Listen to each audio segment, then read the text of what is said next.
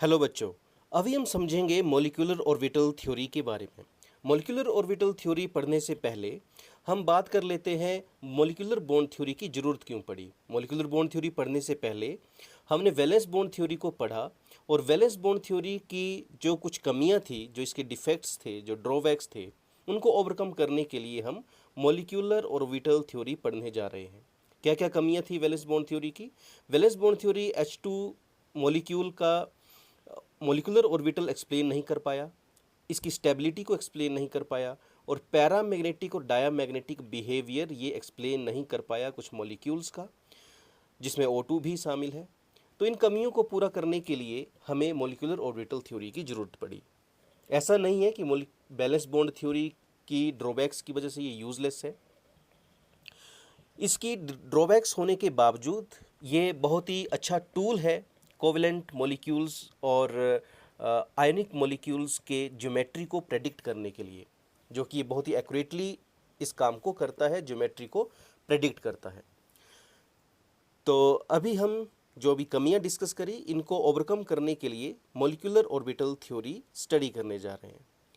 तो molecular orbital theory में हम क्या क्या स्टडी करते हैं? मॉलिक्यूलर ऑर्बिटल थ्योरी की हेल्प से हम bond order, bond length, diamagnetic effect, stability of molecule and paramagnetism of molecule हम प्रेडिक्ट कर पाते हैं using molecular orbital theory.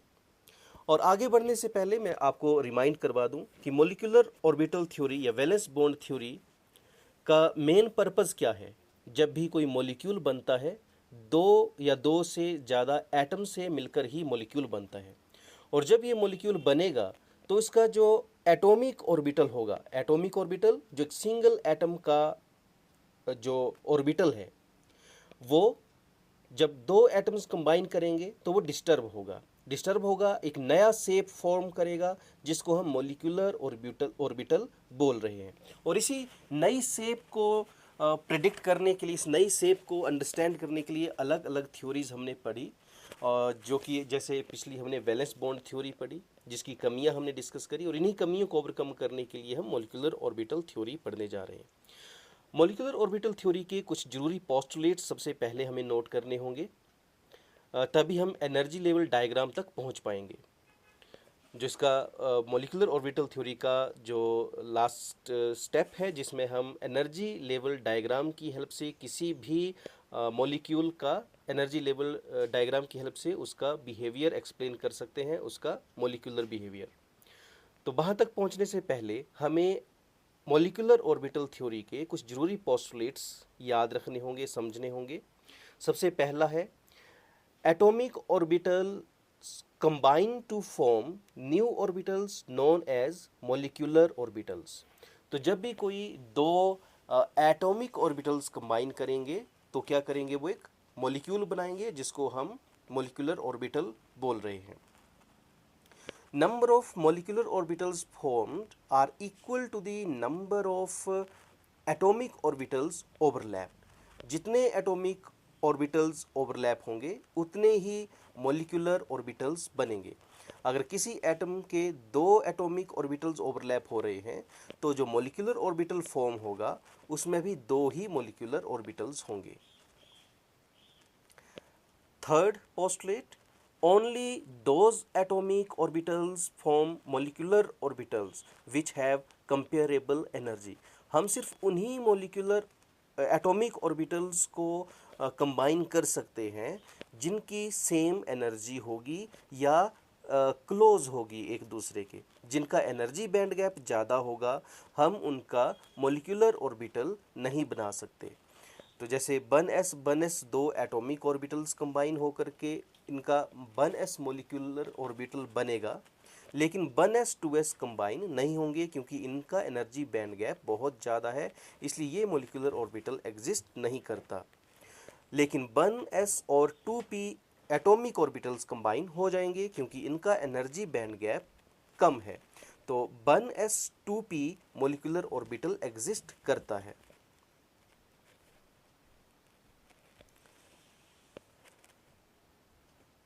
Next जो जरूरी पोस्टुलेट है number 4, When atomic orbitals overlap, they form two types of molecular orbitals. जब दो atomic orbitals combine होते हैं तो ये दो तरह के molecular orbitals form करते हैं जिनको हम बोलते हैं anti bonding molecular orbitals and bonding molecular orbitals. ये एंटी बॉन्डिंग और बॉन्डिंग मोलिकुलर ऑर्बिटल्स का जो कॉन्सेप्ट है, ये हमने इसकी जो डेफिनेशन पढ़ी थी मोलिकुलर ऑर्बिटल्स या एटॉमिक ऑर्बिटल्स में, वहीं से ही ये कॉन्सेप्ट क्लियर होता है कि ये एंटी बॉन्डिंग या बॉन्डिंग मोलिक्यूल्स का क्या लेना देना है। एक्चुअली क्या होता है, हम ये जो ऑर्बिटल्स की बात कर रहे हैं, ऑर्बिटल्स वो रीजन है around the nucleus of any atom. अगर मैं एटॉमिक ऑर्बिटल की बात करूं तो ये वो रीजन है किसी एटम के न्यूक्लियस के सराउंडिंग स्पेस में जहां इलेक्ट्रॉन के होने की प्रोबेबिलिटी सबसे ज़्यादा है, जहां इलेक्ट्रॉन डेंसिटी जो है मैक्सिमम है, उस रीजन को हम ऑर्बिटल बोलते हैं। तो जब ये हम मोलिकुलर ऑर्बिटल की बात कर रहे हैं तो मोलिकुलर ऑर्बिटल भी वो रीजन हुआ एटॉमिक ऑर्बिटल्स के न्यूक्लियाई के सराउंडिंग में जहां इलेक्ट्रॉन्स के होने की प्रोबेबिलिटी सबसे ज़्यादा है। और साथ ही हम जानते हैं कि इलेक्ट्रॉन्स जो है ये दो तरह का बिहेवियर शो करता है, wave nature and particle nature. तो अगर हम इसके वेव नेचर की बात करें तो दो एटॉमिक ऑर्बिटल्स कंबाइन हो रहे हैं। एक एटॉमिक ऑर्बिटल्स का जो वेव लाइक नेचर है वो अगर इस तरह का है और दूसरा जो एटम है उसका भी वेव नेचर इसका सेम है, मतलब सेम फेज में है दोनों, तो ये क्या करेंगे, कंस्ट्रक्टिव मोलिकुलर ऑर्बिटल बनाएंगे।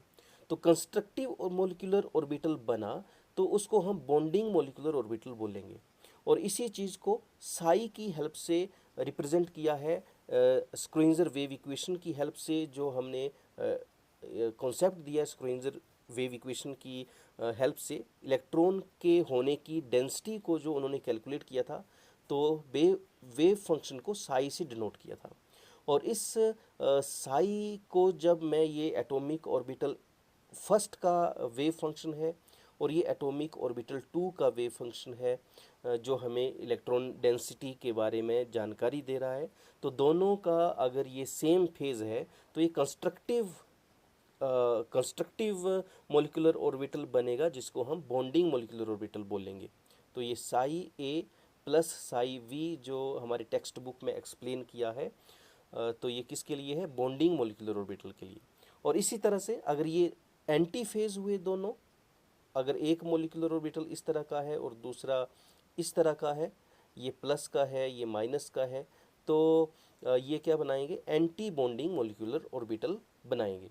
तो ये इस यहाँ से ये बॉन्डिंग मोलिकुलर ऑर्बिटल और एंटी बॉन्डिंग मोलिकुलर ऑर्बिटल की बात निकल करके आई है, जो कि हमें यूज़ करनी है मोलिकुलर ऑर्बिटल थ्योरी में, कि जो भी इसका मोलिकुलर ऑर्बिटल बनेगा उसमें दो मोलिकुलर ऑर्बिटल होंगे, एक बॉन्डिंग मोलिकुलर ऑर्बिटल और एक एंटी बॉन्डिंग मोलिकुलर ऑर्बिटल।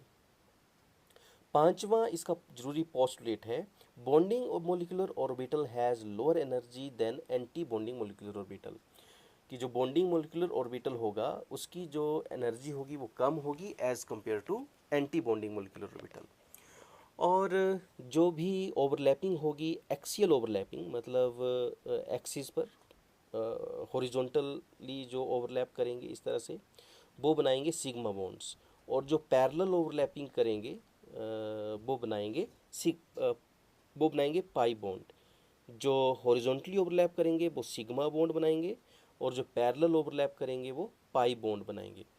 जैसे एस बॉन्ड, एस ऑर्बिटल और एस ऑर्बिटल बनाएंगे sigma bond, 1s sigma bond बनाएगा, 2s सिग्मा बॉन्ड बनाएगा, px सिग्मा बॉन्ड बनाएगा और py जो है वो पाई बॉन्ड बनाएगा। तो जो पैरेलली ओवरलैप करेंगे वो बनाएंगे पाई बॉन्ड, जो पैरेलली ओवरलैप करेंगे वो बनाएंगे पाई बॉन्ड, और जो एक्सियली ओवरलैप करेंगे वो बनाएंगे सिग्मा बॉन्ड। तो ये बात होगी हमारी इसके पोस्टुलेट 6 में। और जो बॉन्डिंग मोलिकुलर ऑर्बिटल्स की रिप्रेजेंटेशन है उसको हम जैसे हैं इनके नाम हमने नोटेशन रखे हुए हैं जो सिंबॉलिक रिप्रेजेंटेशन है। सिग्मा बॉन्ड के लिए ये सिग्मा है, पाई बॉन्ड के लिए ये पाई है, और एंटी बॉन्डिंग के लिए हमने इनके ऊपर स्टार से प्रेजेंटेशन इनकी शो करनी है। तो अगर किसी मोलिक्यूलर एटॉमिक मोलिक्यूल में एटॉमिक ऑर्बिटल में अगर सिग्मा बॉन्ड है तो उसका जो एंटी बॉन्डिंग मोलिकुलर ऑर्बिटल बनेगा उसमें सिग्मा स्टार होगा। तो इस तरह से ये जो पोस्टुलेट्स हैं मोलिकुलर ऑर्बिटल थ्योरी के, इनकी हेल्प से हम मोलिकुलर जो कॉन्फ़िगरेशन है किसी इलेक्ट्रॉनिक कॉन्फ़िगरेशन जो है किसी मॉलिक्यूल की, उसको हम दिखा सकते हैं। ये तो आ गई हमारी इलेक्ट्रॉनिक कॉन्फ़िगरेशन फ्लोरीन एटम की। अगर हमने F2 मॉलिक्यूल फ्लोरीन मॉलिक्यूल के लिए हमने मॉलिक्यूलर कॉन्फ़िगरेशन लिखनी है तो सबसे पहले हमने इसके एटॉमिक कॉन्फ़िगरेशन ही लिखनी है। इलेक्ट्रॉनिक कॉन्फ़िगरेशन इसके एटम की फ्लोरीन में होते हैं 9 इलेक्ट्रॉन। तो 9 इलेक्ट्रॉन के लिए इलेक्ट्रॉनिक कॉन्फ़िगरेशन हमने लिख ली 1s2 2s2 2px 2py 2pz। और ये जो हमने ऑलरेडी जो प्रिंसिपल्स इलेक्ट्रॉनिक कॉन्फ़िगरेशन के लिए ज़रूरी जो प्रिंसिपल्स थे वो हमने ऑलरेडी कर लिए हैं। Of principle, Hund's rule, electronic configuration के लिए ज़रूरी जो पॉलीज एक्सक्लूजन प्रिंसिपल, तो उन सारे प्रिंसिपल्स की हेल्प से जो इलेक्ट्रॉनिक कॉन्फ़िगरेशन हम लिखते हैं उसी तरह से हम एटॉमिक कॉन्फ़िगरेशन लिखने के बाद एक एटम की कॉन्फ़िगरेशन जो हमने लिखी, इसके बाद अब हम इसके मॉलिक्यूल के लिए कैसे लिखेंगे। तो जो अभी हमने पोस्टुलेट्स पढ़े मॉलिक्यूलर ऑर्बिटल के, उनकी हेल्प से हमने क्या बोला कि जितने भी ये एटॉमिक ऑर्बिटल्स हैं तो atomic orbitals bonding molecular orbital के साथ साथ एंटी बॉन्डिंग मॉलिक्यूलर ऑर्बिटल भी फॉर्म करेंगे। तो 1s2 एक कंबाइन होके बनाएगा ये बॉन्डिंग मॉलिक्यूलर ऑर्बिटल, और इसी के साथ में बनेगा एक एंटी बॉन्डिंग 2s कंबाइन होके एक बना दिया इसने बॉन्डिंग मॉलिक्यूलर ऑर्बिटल 2s, और इसी के साथ बन गया एंटी बॉन्डिंग 2s स्टार। जो भी हमने बात करी जो बॉन्डिंग है जो एंटी बॉन्डिंग है उसको हम उसके ऊपर स्टार लगा करके प्रेजेंटेशन उसका लिखेंगे।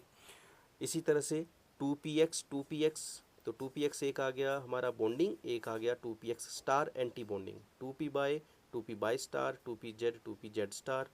तो कितने हैं ये F2 में कितने 9 + 9 18, तो 2 + 2 4 2 6 2 8 2 10 12 14 16 18। तो ये बन गई हमारी इलेक्ट्रॉनिक कॉन्फ़िगरेशन फ्लोरीन मॉलिक्यूल के लिए। इसी तरह से क्या जनरल आइडिया क्या बनकर आया हमारे पास कि किसी भी मॉलिक्यूल के लिए हमें जो इलेक्ट्रॉनिक कॉन्फ़िगरेशन लिखनी है तो सबसे पहला काम क्या करना है, हमने एटॉमिक ऑर्बिटल लिखना है उसका। एटॉमिक ऑर्बिटल के लिए उसका इलेक्ट्रॉनिक कॉन्फ़िगरेशन लिखना है। एटॉमिक इलेक्ट्रॉनिक कॉन्फ़िगरेशन लिखने के बाद हमने इस तरह से बॉन्डिंग मोलिकुलर ऑर्बिटल और एंटी बॉन्डिंग मोलिकुलर ऑर्बिटल की कॉन्फ़िगरेशन लिखनी है। सिग्मा 1s के साथ sigma star 1s, sigma 2s के साथ सिग्मा स्टार 2s, पाई 2px और पाई 2p बाई, ये सेम एनर्जी लेवल है इनका, तो इसके साथ हमने इक्वल लगा दिया। और सिग्मा 2pz, जो z ऑर्बिटल होता है वो सिग्मा बॉन्ड बनाता है, और x और पाई p जो है वो पाई ऑर्बिटल बनाते हैं। तो इस तरह से ये बन गई हमारी मॉलिक्यूलर ऑर्बिटल के लिए इलेक्ट्रॉनिक कॉन्फ़िगरेशन। अभी ऑक्सीजन मॉलिक्यूल के लिए अगर हम इलेक्ट्रॉनिक कॉन्फ़िगरेशन लिखें मॉलिक्यूलर ऑर्बिटल जो है वो हमारा ऑक्सीजन O2, इसके लिए अगर हम इलेक्ट्रॉनिक कॉन्फ़िगरेशन लिख रहे हैं तो सबसे पहले दो इलेक्ट्रॉन s ऑर्बिटल्स हैं, तो आप जानते ही हैं। टू इलेक्ट्रॉन्स इसमें हम रखेंगे। इसके बाद दो इलेक्ट्रॉन पाई px, ये मोलिकुलर ऑर्बिटल्स हैं जो बिना स्टार के हैं, और स्टार वाले जो हैं वो एंटी बॉन्डिंग मोलिकुलर ऑर्बिटल्स हैं। तो यहाँ तक फिल करने के बाद हुन्स रूल के electron pairing starts only when all of the orbitals with same energy are filled, singly filled। तो जिनकी ऑर्बिटल्स की सेम एनर्जी है, जब वो सिंगली फिल्ड हो जाएंगे उसके बाद ही हम उनकी पेयरिंग कर सकते हैं। तो यहाँ तक कितने इलेक्ट्रॉन्स हमने डिस्ट्रीब्यूट कर दिए? दो दो चार, दो छः, 8 10 12 और 14 इलेक्ट्रॉन्स कर दिए। तो 1 15 एंड 1 16। तो इस तरह से हम इलेक्ट्रॉनिक कॉन्फ़िगरेशन लिखेंगे। Explain the stability of H2 positive and H2 negative and it's magnetic behaviour, magnetic nature. तो इसको एक्सप्लेन करने के लिए हम क्या कर रहे हैं? मॉलिक्यूलर ऑर्बिटल थ्योरी का यूज़ कर रहे हैं। तो मॉलिक्यूलर ऑर्बिटल थ्योरी की हेल्प से हम कैसे इसका इलेक्ट्रॉन डिस्ट्रीब्यूशन करेंगे वो हमने अभी सीख लिया। इसका इलेक्ट्रॉन डिस्ट्रीब्यूशन कर दिया। अब इलेक्ट्रॉन डिस्ट्रीब्यूशन करने के बाद हम देखते हैं कि जो बॉन्ड ऑर्डर होता है वो क्या होता है? बॉन्ड ऑर्डर होता है number of electrons of the bonding molecular orbitals minus number of electrons of the anti bonding molecular orbitals divide by 2। तो these are the number of bonds. जो बॉन्ड ऑर्डर है वो क्या है हमारा? Number of bonds. तो bond order calculate करने से हमें क्या पता चलेगा? स्टेबिलिटी का पता चलेगा। जिसका बॉन्ड ऑर्डर ज़्यादा है उसकी स्टेबिलिटी ज़्यादा है। Stability is directly proportional to bond order. तो यहाँ हम बॉन्ड ऑर्डर कैलकुलेट कर लिए सभी इनके मॉलिक्यूल्स के, H2 positive and H2 negative. तो बॉन्ड ऑर्डर H2 में कितना है? Number of bonding molecular orbital के इलेक्ट्रॉन्स हैं 2। इसमें एंटी बॉन्डिंग नहीं है तो 0 आ गया। इसमें बॉन्डिंग है 1 और एंटी बॉन्डिंग एग्जिस्ट नहीं करता तो इसका बॉन्ड ऑर्डर आ गया 1/2। यहाँ बॉन्डिंग के हैं 2 और एंटी बॉन्डिंग का है 1, तो 2 - 1 डिवाइड बाई 2। तो यहाँ तो H2 के केस में तो हमें कंपैरिजन हो रहा है H2 और H2 पॉजिटिव के केस में कि इनमें से स्टेबिलिटी किसकी ज़्यादा है। इसका भी आ जाए तो इसके साथ भी कर सकते हैं क्योंकि यहाँ 1 है और इन दोनों का बॉन्ड ऑर्डर जो है वो कम है इससे, तो ये तो लेस स्टेबल होंगे एज कम्पेयर टू H2। लेकिन अगर इन दोनों का कंपैरिजन करना पड़े हमें तो कैसे करेंगे? इनका बॉन्ड ऑर्डर तो सेम है। तो जब बॉन्ड ऑर्डर सेम हो, तो बॉन्ड ऑर्डर जब सेम हो तो उस केस में हमें देखना है कि एंटी बॉन्डिंग इलेक्ट्रॉन किस में ज़्यादा है।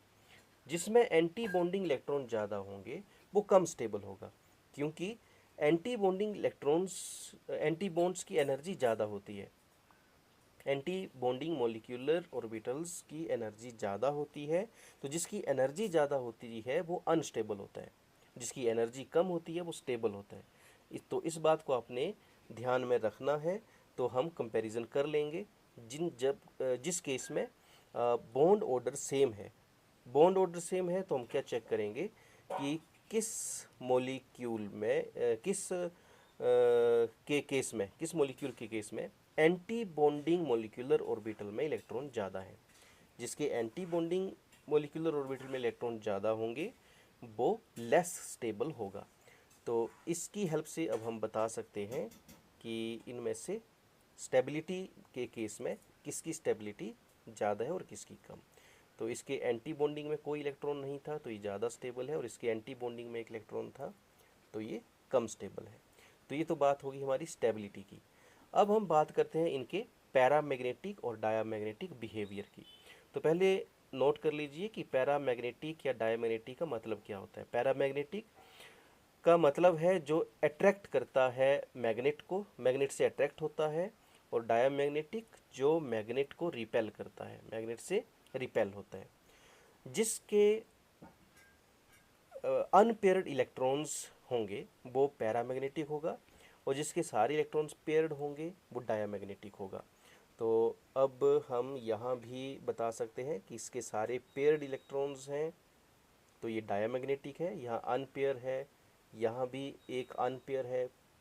अनपेयर मतलब जहाँ एक इलेक्ट्रॉन बच रहा है वो अनपेयर है। तो अनपेयर्ड है तो पैरामैग्नेटिक, पेयर्ड है तो डायामैग्नेटिक। तो ये तो बात होगी हमारी जो हमने बताया था कि मॉलिक्यूलर ऑर्बिटल थ्योरी की हेल्प से हम क्या क्या एक्सप्लेन कर सकते हैं।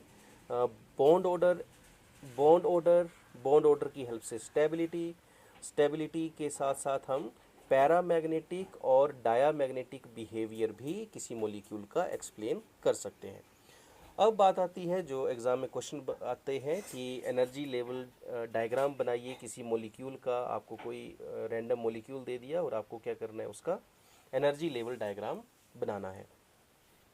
तो सबसे पहले हमें ये डायग्राम बना लेना है। क्या करना है इसमें, सबसे पहले हमें देखना है कि जो उसका एटॉमिक मॉलिक्यूलर जो इसका एटॉमिक ऑर्बिटल है, तो हमें पहले एटॉमिक ऑर्बिटल्स बनाने हैं। जैसे उसकी जो इलेक्ट्रॉनिक कॉन्फ़िगरेशन बनती है एक एटम की, ऑक्सीजन की क्या होगी 1s 2s 2p। तो 8 इलेक्ट्रॉन्स होते हैं इसमें। तो 2 एटम्स अगर मॉलिक्यूल बना रहे हैं तो दोनों तरफ हमने उनके एटॉमिक ऑर्बिटल्स बना दिए। अब जब ये कंबाइन करेंगे तो क्या करेंगे, एक बॉन्डिंग ऑर्बिटल बनाएंगे और एक एंटी बॉन्डिंग बनाएंगे। बॉन्डिंग बनाएंगे और anti bonding, bonding anti bonding, इस तरह से हमने एनर्जी लेवल डायग्राम बना लिया। सिग्मा 1s बना बॉन्डिंग, सिग्मा स्टार 1s बना anti bonding, sigma 2s bonding, sigma star 2s anti bonding. Energy level diagram बनाने के बाद हम क्या करेंगे, अब इलेक्ट्रॉन्स को डिस्ट्रीब्यूट करेंगे। जैसे अगर हम केस ले रहे हैं सपोज ऑक्सीजन का, तो ऑक्सीजन के मॉलिक्यूल में एक एटम में होंगे हमारे, एक एटम में होंगे 1s में 2, 2s में 2 और 2p में होंगे 6। तो कितने होते हैं, 8 इलेक्ट्रॉन्स होते हैं। तो 2 यहाँ आ गए, 2 यहाँ आ गए, 4 आ गए। इसके बाद होन्स रूल क्या बोलता है, जो सेम एनर्जी के ऑर्बिटल हैं वो तभी उनका पेयर तभी बनेगा, पहले हम उनको सिंगल फिल करेंगे। जब वो सिंगली फिल्ड हो जाएंगे उसके बाद अगर उसमें वैकेंसी, उसमें गुंजाइश रहती है और इलेक्ट्रॉन रखने की, हमें पता है p में कितने इलेक्ट्रॉन आते हैं, p ऑर्बिटल में 6 इलेक्ट्रॉन्स आते हैं। तो अभी कितने फिल कर दिए हमने, 3 कर दिए। और कितने इलेक्ट्रॉन हमारे पास बच गए हैं, 1 इलेक्ट्रॉन और बच गया है। 8 इलेक्ट्रॉन होते हैं ऑक्सीजन के एक एटम में, तो 7 हमने रख दिए हैं, 2 2 4 और 3 7 रख दिए। तो एक और इलेक्ट्रॉन यहाँ पेयर कर देगा इसके जो px है यहाँ पर। अभी एक ऑक्सीजन के एटम को हमने फिल कर दिया, इसी तरह से दूसरा ऑक्सीजन का एटम फिल कर देंगे हम यहाँ पर। अब जब इसका मॉलिक्यूलर ऑर्बिटल बनेगा, तो मॉलिक्यूलर ऑर्बिटल क्या बना, सिग्मा 1s। तो सिग्मा 1, अब इलेक्ट्रॉन कितने हो गए O2 में, अब इलेक्ट्रॉन हो गए 16। तो 16 इलेक्ट्रॉन को फिल कर देंगे, 2 यहाँ 2 यहाँ, इस तरह से 4 हो गए, 6 हो गए, 2 यहाँ और 2 यहाँ, 2 4 6 8 10 12 हो गए, 2 यहाँ 14 हो गए। अब बचे 2 मोर इलेक्ट्रॉन्स। तो इन 2 और इलेक्ट्रॉन्स को हमने कैसे डिस्ट्रीब्यूट करना है, क्योंकि अब बचे हम px और p बाई पर, एंटी बॉन्डिंग px और एंटी बॉन्डिंग p बाई। अब यहाँ 2 इलेक्ट्रॉन फिल करने हमने, तो दोनों को हम एक जगह नहीं रख सकते। होन्स रूल क्या बोलता है, जब तक सेम एनर्जी लेवल के जो ऑर्बिटल्स हैं उनको हम सिंगली फिल नहीं कर लेंगे तब तक हम पेयरिंग नहीं करेंगे। तो 2 इलेक्ट्रॉन रखने, तो एक यहाँ पर चला गया और एक यहाँ पर चला गया। तो इस तरह से हमने एनर्जी लेवल डायग्राम में इलेक्ट्रॉन का डिस्ट्रीब्यूशन करना है। आई होप सारी बात आप समझ गए होंगे। और इससे रिलेटेड जो क्वेश्चन बनेंगे, तो एक तो ये आ गया कि आपने इलेक्ट्रॉन को डिस्ट्रीब्यूट करना है एनर्जी लेवल डायग्राम में, इनकी मॉलिक्यूलर ऑर्बिटल कॉन्फ़िगरेशन लिखनी है। और इससे रिलेटेड क्वेश्चन इस तरह से बन जाएंगे कि बिहेवियर बताइए, पैरामैग्नेटिक बिहेवियर बताइए या डायनामिक डायामैग्नेटिक बिहेवियर बताइए, या बताइए कि कौन सा ज़्यादा स्टेबल है, कौन सा लेस स्टेबल है। तो ज़्यादा स्टेबल, मोर स्टेबल या लेस स्टेबल बताने के लिए हमें क्या करना पड़ेगा, हमें उसका बॉन्ड ऑर्डर निकालना पड़ेगा। तो सबसे पहले हमने इनके ये कॉन्फ़िगरेशन लिखनी है, मॉलिक्यूलर ऑर्बिटल कॉन्फ़िगरेशन।